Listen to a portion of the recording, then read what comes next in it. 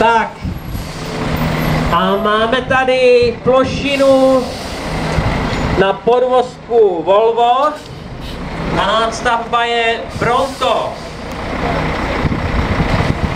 Je to pomalu nejvyšší plošina v kraji.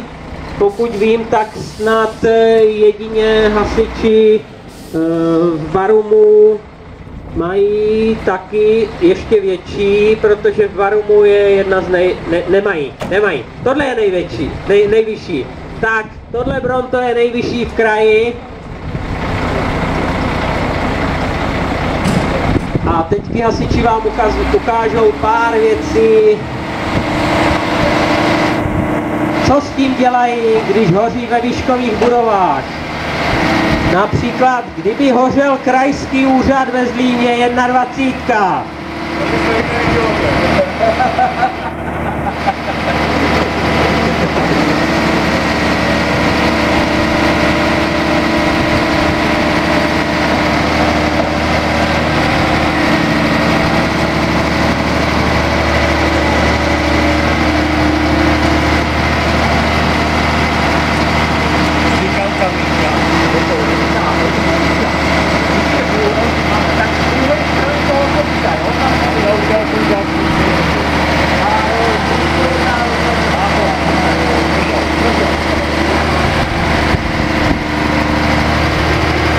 Takže vidíte, auto se postavilo na stojky,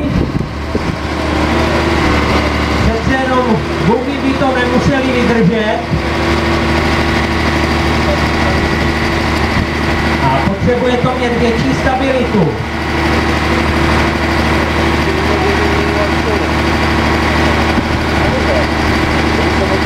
Tato hasičská technika je v Pohořelicích vůbec poprvé. Nic lepšího jsme v Pohořelicích nikdy zatím neviděli.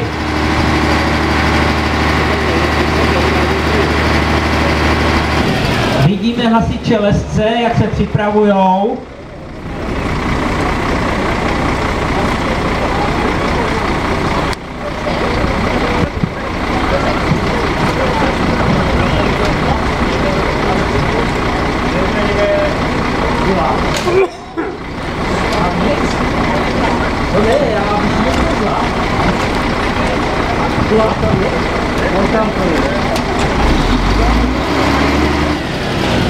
Takže hasiči lesci udělají ukázku slanění. Kolik to dosáhne?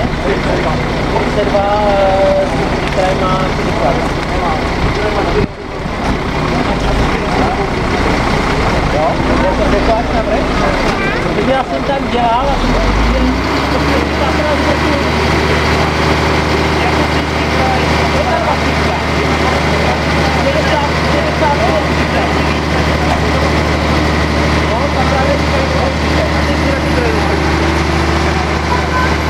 takže tahle plošina dosáhne do výšky 42 metrů.